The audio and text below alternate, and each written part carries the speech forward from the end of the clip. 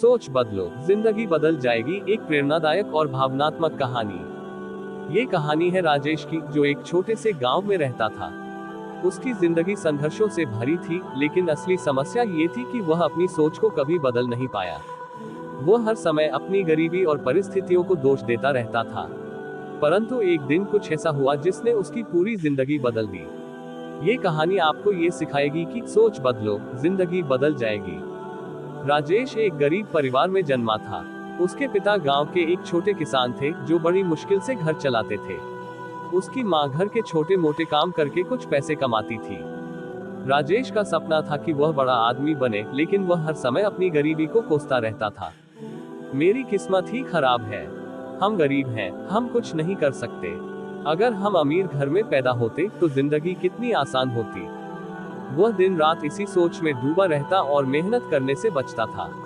School जाता तो भी आलस करता, परीक्षा में फेल हो जाता और फिर खुद को ही कोसता। एक दिन गांव में एक ज्ञानी संत आए। लोग उनकी बातें सुनने के लिए इकट्ठा हुए। राजेश भी वहां पहुंचा। संत ने कहा, बच्चों, इंसान की सोच ही उसकी जिंदगी का निर्माण करती है। अगर आप सोचे कि आप असफल हैं, तो आप असफल ही रहेंगे। अगर आप सोचे कि आप सफल हो सकते हैं, तो आप सही दिशा में काम करने लगेंगे और सफलता जरूर मिलेगी।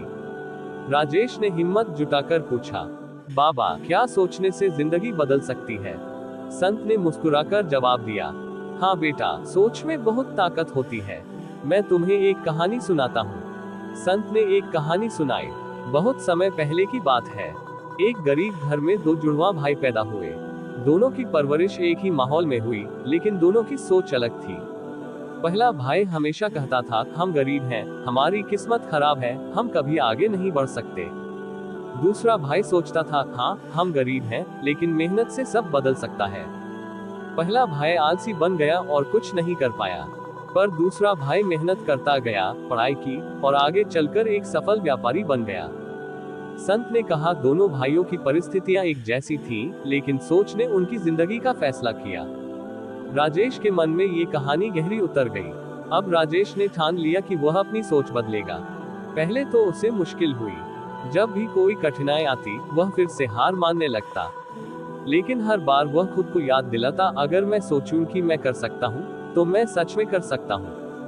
उसने पढ़ाई में ध्यान लगाना शुरू किया, अपने अध्यापकों से सवाल पूछना शुरू किया और अपने दोस्तों से सीखने लगा।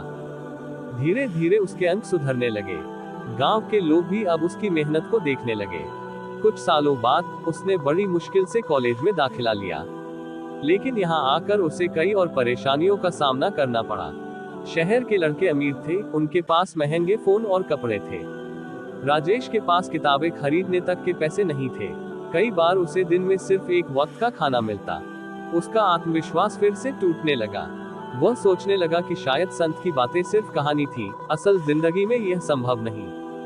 पर तभी उसने संत की बात को फिर से याद किया, जो अपनी सोच नहीं बदलते, वे अपनी किस्मत नहीं बदल सकते। उसने फैसला किया कि वह हार नहीं मानेगा। उसने पार्ट टाइम काम करना शुरू किया। कॉलेज की लाइब्रेरी में घंटों पढ़ाई करने लगा। अपने प्रोफेसरों से मदद मांगने लगा। धीरे धीरे उसकी मेहनत रंग लाने लगी। एक दिन उसे एक बहुत बड़ा अवसर मिला। एक बड़ी कंपनी एक परीक्षा आयोजित कर रही थी, जहां विजेता को 1 लाख रुपए की स्कॉलरशिप मिलनी थी। राजेश ने पूरी मेहनत से तैयारी की, पर परीक्षा के दिन उसे बहुत डर लग रहा था। अगर मैं फेल हो गया तो?